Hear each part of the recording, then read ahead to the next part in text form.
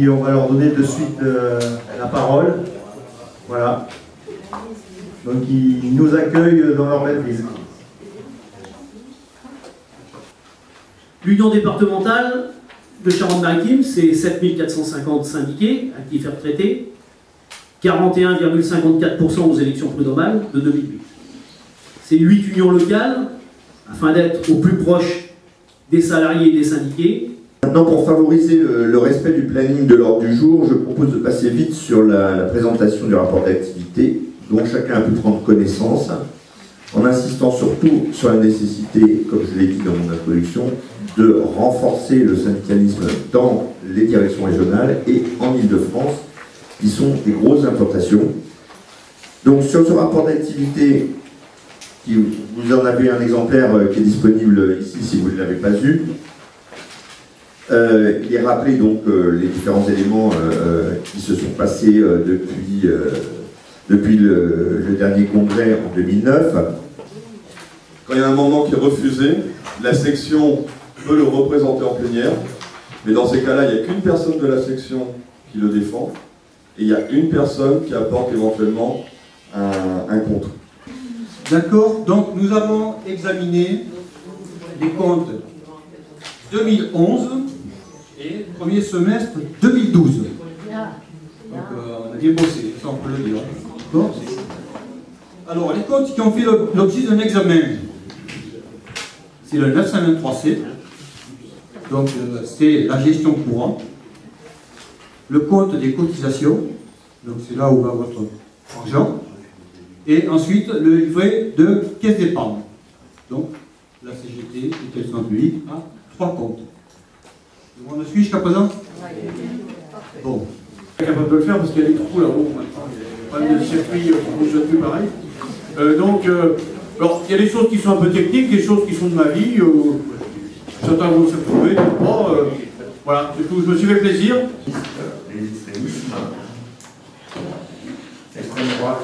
Les attentes sont nombreuses, c'est-à-dire de donner des nouvelles orientations pour le syndicat, impliquer le plus possible de syndiqués, et puis surtout qu'ils s'impliquent après pour les 3 ans à venir, pour que la CGT Caisse des dépôts puisse prendre une place importante à la Caisse des dépôts et consignations, et pour cela donc ceci nous servira en fait à défendre les missions et donc le travail des personnels de la Caisse des dépôts et consignations.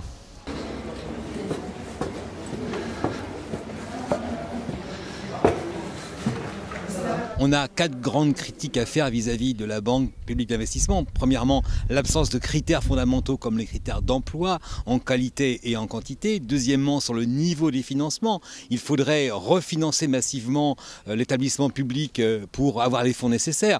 La BPI, c'est environ 32 milliards d'euros, c'est 1,5% des crédits en cours, c'est très faible, c'est un quota sur une jambe de bois. Troisièmement, il faut des contrôle, une gouvernance avec des contrôles des représentants des syndicats et des usagers. Et dans le texte du gouvernement, l'esquisse, il y a société civile, ce qui est quand même pas très clair. Et puis, quatrièmement, il faut revoir complètement la politique du crédit. Ça veut dire qu'il faut massivement distribuer des crédits. Le problème des PME, c'est bien ça. Il faut un outil public qui puisse massivement répondre à leurs besoins d'investissement, d'innovation, de financement et de garantie. Voilà en quoi le pôle financier public, au niveau de l'industrie, au niveau des besoins dans les territoires qui se présentent, est infiniment plus ambitieux que cette BPI qui réglera rien, qui en fait compte pas très différente que ce qui existe aujourd'hui avec OSEO, CDC Entreprises et le Fonds stratégique d'investissement. Mais pire, la BPI pourrait fragiliser des établissements comme la Caisse des dépôts qui serait le pilier d'un pôle financier public et OSEO. Pire encore, elle pourrait remettre en cause les statuts différents personnels si, contrairement à ce que nous avons plaidé la Fédération des finances, il y ait une entité spécifique qui regrouperait des personnels de la Caisse des dépôts, d'OSEO ou d'autres. Les services d'entreprise de la Banque de France, Ubifrance par exemple. Tout ceci sont des solutions possibles et qui seraient de mauvaises solutions qui fragiliseraient des établissements qui sont très importants. Une seconde mairie, Bolène, est conquise en 2008 par la femme du maire d'Orange. Jacques et Marie-Claude Bompard sont aussi conseillers généraux des 2 cantons d'Orange. Je savais qui vous voulez, on vous donne la parole, mais on ne veut pas dire. Qui s'est affiché ou qui a fait des déclarations. Le bouquin qu'a fait le MEDEF n'est pas terrible, c'est du copier-coller, mais au moins il existe et ça compterait. Alors ça compterait, ça avait de l'interne-externe, enfin, à mon avis. Hein. De l'interne justement par rapport au PMI, PME, parce que là, effectivement, je pense que le MEDEF a senti qu'il y avait un terrain qui était plutôt propice ou avec une oreille, on va dire, sympathique en direction du front. Et puis externe, parce que bon, ça peut positionner le MEDEF par rapport à Marine Le Pen. Donc ce qui se passe après par rapport aux réponses, en dehors des appartenances diverses et variées, bon, moi je suis pour que sur ce sujet-là, il y ait une unité la plus large possible. Enfin, je n'irai pas jusqu'à François Bayrou, mais les limites. Mais voilà, hein, donc s'il pouvait y avoir du côté des syndicats, des forces, ce règlement de la gauche et plus si affinité, ça serait bien. Et quand on va maintenant sur le site du Front National, qu'on regarde leur document de campagne, mais même sur le site internet, on voit quelles sont les revendications qui sont avancées. Et je pense que nous, syndicalistes, y compris syndicalistes CGT, on aurait du mal à être contre le discours qui est opposé, notamment sur la question, par exemple, de la défense des services publics de proximité. Qui eux, en tête de gondole, si je puis dire, sur leur site, il y a la lutte contre la fermeture des bureaux de poste, la lutte contre la fermeture des cliniques et des hôpitaux de proximité, etc. Tant de choses que nous défendons. Mais si on regarde ce que faisait Hitler et ce que fit Mussolini en 1929, ils étaient capables de défendre n'importe quoi d'un point de vue revendicatif, du moment qu'ils puissent, sur cette base-là, mobiliser suffisamment de gens et mettre en contradiction un certain nombre de ressorts qui leur permettaient d'arriver au pouvoir. Bon, bah, il va de soi que plus il y a de services publics de proximité, moins il y a de désagrégation sociale en banlieue, plus il y a de services publics ou de services financiers en banlieue, moins il y a de postes qui ferment, moins il y a de désagrégation sociale, moins il y a de Front National qui progresse. Donc je veux dire, il faut aussi essayer d'assécher le terreau sur lequel prospère le Front National.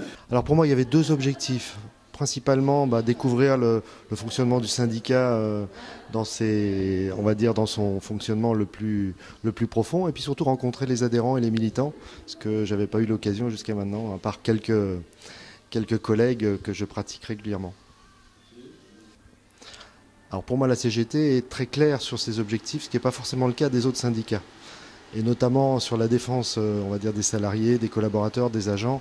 Là, moi, j'ai pu découvrir des gens très impliqués et puis qui ont une certaine éthique.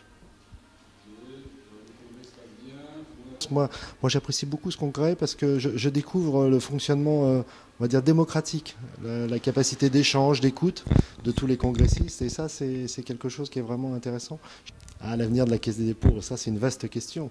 Bon, il y a des choses qui vont se mettre en œuvre, notamment avec le changement de gouvernement. Donc là, on va voir un petit peu comment la Caisse des dépôts est sollicitée, probablement très fortement, compte tenu du contexte économique aujourd'hui. Donc je pense que la Caisse des dépôts peut avoir une carte à jouer, notamment dans le développement de son activité. Et ça, c'est un grand espoir que je fonde pour nous tous, développer l'activité de la Caisse des dépôts, montrer son savoir-faire, puis participer à l'intérêt général du pays, qui est une de ses premières missions.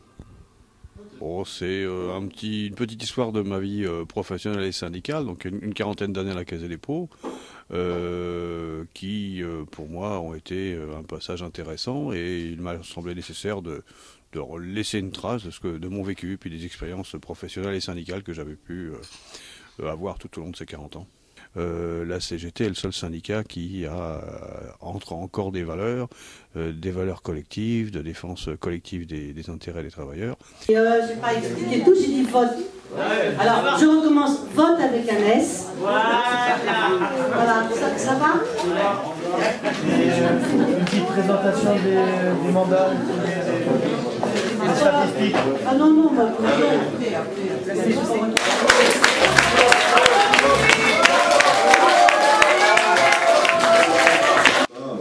Il faut tenir les horaires, si vous voulez, pouvoir un petit peu planer dans les alentours, à un moment donné, lors du congrès. C'est un chantage. Donc il y a un petit changement dans l'ordre du jour, mais alors c'est rien du tout. Donc nous, ce qu'on a fait au niveau de la fédération, alors c'est assez récent, donc peut-être vous n'avez pas eu les infos ou les infos que très partiellement, on a mis un groupe de travail dédié à cette problématique, où le camarade qui a été en charge des négociations à la fonction publique, je crois qu'on en a parlé hier, c'est Gilles Aubert-Hébert, peut-être que vous connaissez, est inclus dans ce groupe de travail fédéral et donc il peut nous amener, au fil de nos interrogations, les réponses juridiques sur la loi. Je suis venue au congrès parce que je suis militante, que j'appartiens à des commissions, à des collectifs, au collectif UGFF 33, que j'appartiens également à la commission Femmes Mixité, qui me semble qu'il faut participer au débat, qu'un congrès comme celui du congrès CGT de la Caisse des dépôts est un moment pour parler des orientations à prévoir sur les 3 années à venir. Cette année également, nous avons des modifications statutaires importantes et qui me paraît très important d'être proche du débat. Cette année, je souhaitais également passer un amendement qui me tenait à cœur et que la Caisse des dépôts, la CGT Caisse des dépôts affiche clairement une égalité entre les femmes et les hommes en passant par une rédaction neutre dans ces documents qu'elle utilise, que ce soit les tracts ou ses publications, voilà. Et cet amendement est passé, même s'il n'a pas été peut-être suffisamment bien expliqué au départ, voilà, et j'en suis très contente. Solo voy con mi pena, sola va mi condena, correré mi destino para burlar la ley, perdido en el corazón de la grande Babilón. Me dicen el clandestino por no llevar papel. Pa' una ciudad del norte yo me fui a trabajar. Mi vida la dejé entre Ceuta y Gibraltar.